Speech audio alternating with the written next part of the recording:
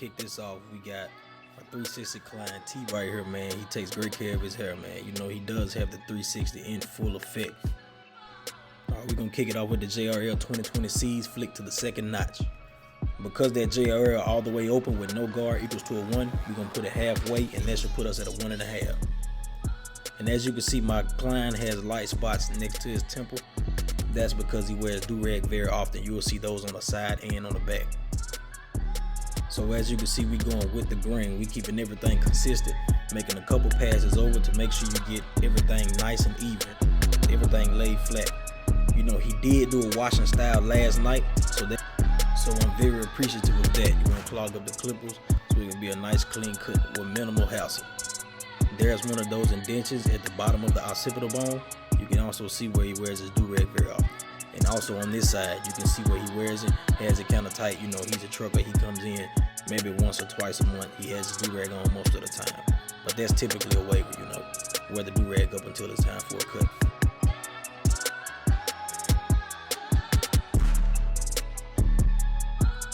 Alright, now that we got everything nice and even, we're going to go with the JRL trimmers. We're going to kick it off with the 0 going up to the top of the ear. Next, I got my JRL clipper. I open it up to the second notch, which equals to a 1/2. And with that, we just going to go up about 1/2 inch. And what you see after that, you will see me continuously moving that notch all the way forward and all the way backward. You can see me using that open halfway closed method to knock those guidelines out. It's the key for a quick fade. Right here I have that 1 guard all the way open, which equals to a 2, and now we just focus on debulking this thing. See here, you can see that I got my cone 1 fade 1 technique going on, so I won't have to chase that fade and not worry about pushing the fade too high. I keep all the hair spaced out so I can be as proficient as I can with this thing. You will also see me using a lot of the corner of that blade. That's going to keep you from going too high up and making more guidelines, so you're going to be as precise as you can with the corner of that blade, and keep it mindful of that technique.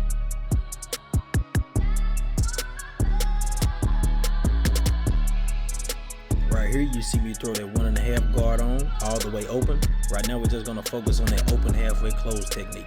Right here, we're strictly worried about debulking. You see me flick the halfway, now I'm stroking out. It looks like I'm going up, but I'm actually going in a C motion, but it's hard to see. And now you can see me hitting different angles of that thing so we can get the hair nice and even on every part of the transition.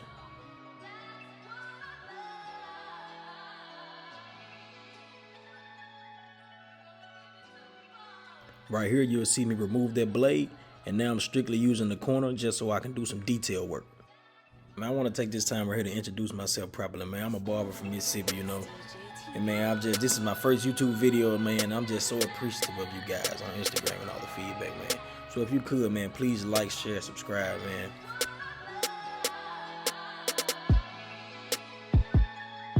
And right here, you'll see me using clip over comb, man. This is one of my favorite debulking techniques. You can't go wrong with it. I'm strictly pulling the hair straight up. I'm not going in, I'm not digging in, I'm not curving out or pulling out. I'm strictly going straight up with my guard all the way open, and I'm cutting off exactly what needs to come off. You also see me stretch that skin just so I can get every single hair and I won't miss anything, or I won't make any gaps or anything of that nature.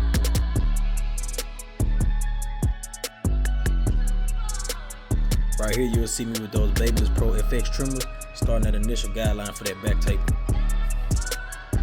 In my opinion, it doesn't have to be extremely straight, but just make sure you have a sense of where you want to put everything and how far up to go, you know, things of that nature. You'll see me right here with my Wavelength boost, open all the way up, going up a full inch because his neck is kind of long, so he can afford to go up an extra inch.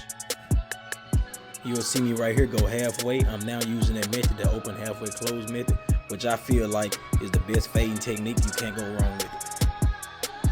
Here you go all the way closed. Now we're flicking in that C-cut motion, flicking that bottom line, starting below and flicking at the line. And due to him being a waiver and genetics and partially him wearing a do-rag, you know, his hair does grow in a couple different directions, so you'll see me hit it at different angles. I put the 1 guard on and I opened all the way up. Now I'm strictly focused on debulking. I will be down fading, which means I start at a high guard level and then I work my way down. So I'm starting at a 1.5. I will go down to like halfway, and then I will close it all the way up, and then I will switch guards using a 0.5, and then I will work my way from open all the way to close using that, and that'll close this fade all the way out.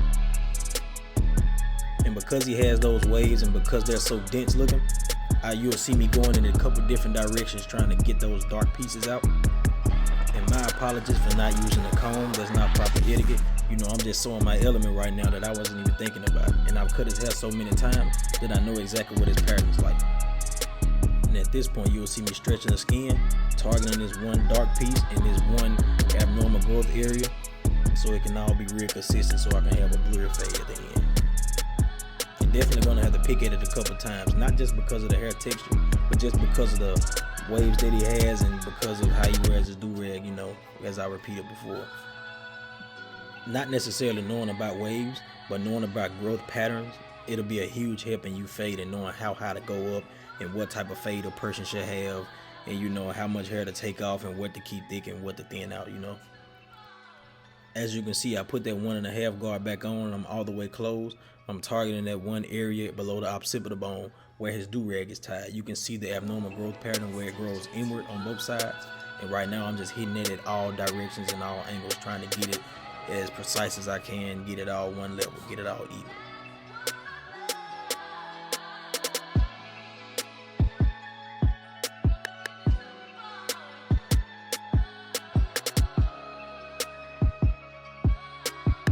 Right here, I'm just debulking with that 1.5 all the way closed again. Just getting all that hair off, making everything at one level, making everything even, making everything soft for an easy transition. On this side of the tape, I'm going to take a different approach. I'll only be using the one guard and I'll be using no guard, lever open and close. So what I'm doing is I'm going to start with lever all the way closed and I'm going to work all the way up to lever all the way open. And then I'm going to put the one guard on and I'm going to go from all the way closed up to all the way open, and that should pretty much take this fade all the way out. It'll be the exact same thing you saw me using the gold 1.5 guard all the way closed. And as for this hairline, man, I'll be using this weightless plus hairspray to hold this hair in place and prep for the hairline. I'm gonna hit all angles and all sides. Anything that has to be touched with a trimmer will be sprayed down and laid down.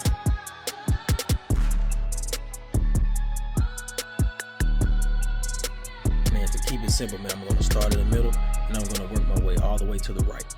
The reason I work my way right first is because I'm right-handed, so it's easier to make a straight line using that. Whereas if I go left, I create an angle. Right here, you'll see me start at the top of that C cup, and I'm going to keep everything consistent, moving slowly so that I won't push anything back. And one of the tricks that I picked up along the way is I use my pinky to keep myself based, so that I can keep everything straight and I don't have to move as much. Now you see me brush everything down and I'm going to hit that right side of that box.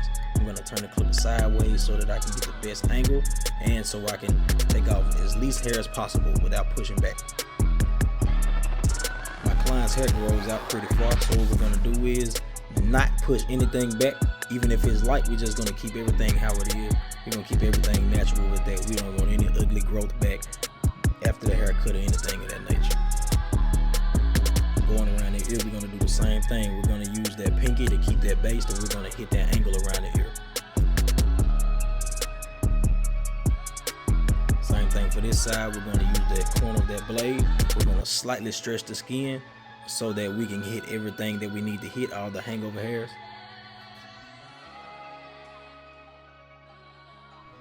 Now we're lining up the right side of the head. And the thing about the right side of the head and me being right-handed, it will be easy for me to slant the hair down. So what we're going to do is we're going to slightly tilt that clipper up.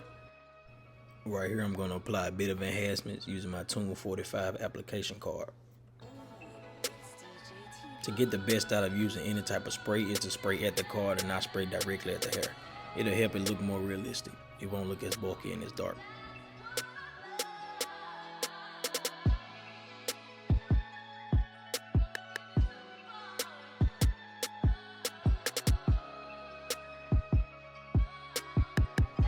Here we have the Tune 45 enhancement pencil. What we're going to do is softly trace the exterior part of the hairline, and that's going to give it a little bit more of a pop.